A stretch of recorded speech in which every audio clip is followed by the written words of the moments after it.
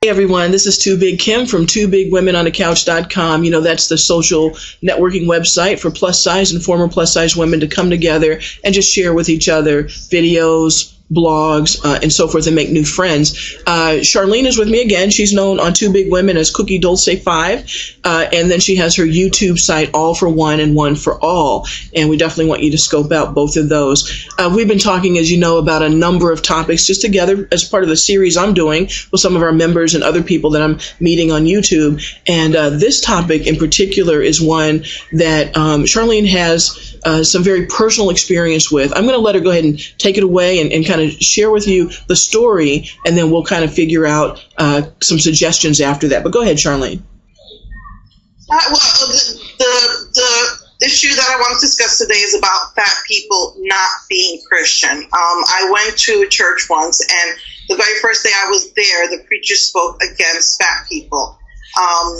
Saying that fat people are not Christian because they have no self-control. About 2 months later, he preached it again, and of course, some people got offended. One woman just stood up and walked out. And then the third time was the last straw for me when he actually made fun of fat people, saying he wanted to go a little longer in the service, and don't worry, Golden Corral will still be there for you, to stuff your face or whatever. Wow. And so that was the last straw for me. And so about a month later, I emailed him and tried to explain to him that a lot of women who are overweight is because of emotional eating, and that by him preaching against that it's counterproductive. The first thing that a woman or a man is going to want to do after being put down like that is go run and want to eat. So it was counterproductive. And then I went on to explain that, and it's also a cultural thing as well, that, in the Bible, the Jews' feasts, their celebrations were centered around feasting. And also in the Hispanic culture, when we have a party, we have the banquets. And so it's all centered around, good eating, and also I wanted to add that, God made each and every one of us differently. And there are some people who are skinny and some people who, are not. And then there's those of us that are heavy, and God made us all differently. And as I was explaining before, I know skinny people who can eat double what I eat. We just all have different metabolisms. And, I just felt that it was so wrong for him, or for anybody for that matter, to put down a fat person and say that they're not Christian because they're overweight, because we, as we mentioned before, we all have so much to offer, and the very basis of Christianity is love. And, I'm whatever pounds I am, and yet that's what I try to do, is spread the love. Mm-hmm. So, that was just the issue that I wanted to bring up, is don't believe the lies people, say about you.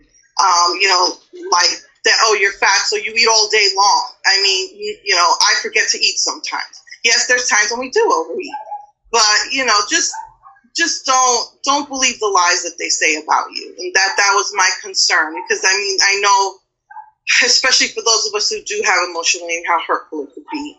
And, so I just wanted to encourage everybody, just don't believe the lies that people tell you about yourself. Again, I reiterate and I stress, we are all special, and we all have something to offer no matter what size we are. God made everybody different. We just happen to be overweight. Right. More of us to love.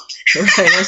Well, and here's what's so striking about what you're talking about. The reality is that sometimes there are people in this world that we look up to. We look up to teachers. We look up to our parents. We look up to, people that have high positions. We look up to the pastors and the folks in the church, that have some stature and so forth in the church. And we look up to these folks. And so when you actually are sort of looking up to someone in whatever ways you look up to people, and then you're getting feedback from the very thing that's supposed to be bringing you guidance or love or support or encouragement or whatever, that's why we look up to people, right? Generally because we want guidance or support, encouragement, those kinds of things. And when we have someone who is in that kind of position and then they flip it on us like that, wow, that is pretty amazing. And so I think how would you deal with that? I mean, what would you tell people to do about that? Because again, you're looking up maybe to a teacher, or you're looking up to, whatever, a pastor, whatever it is, and then they feed you something that is not good for you. They give you something back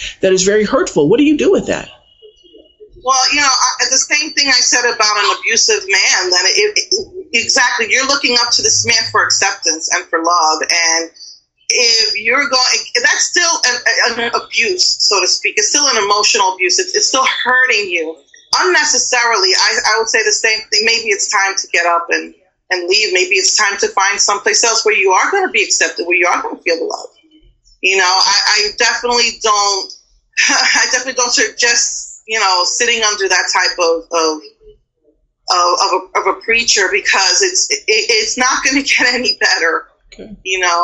Just like an abusive relationship, I would really suggest that you find somewhere else to go. Okay. All right. Well, I love these topics. This was a really good one, because I think so many people do find themselves in a position where they're hearing that something negative, and they keep staying in it. And they start questioning themselves, they really start picking themselves apart, and then they get into the emotional pieces of it, and they turn it internally, and they begin to, whatever it is, overeat or overdo whatever they might not supposed to be doing. So that was a very interesting topic, and I thank you very much for putting yourself out there, because you're sharing your very personal stories, Charlene. Thank you very much for that, and I'm enjoying this, and I hope we can do more of these, all right? All right, thank you so much, Kim.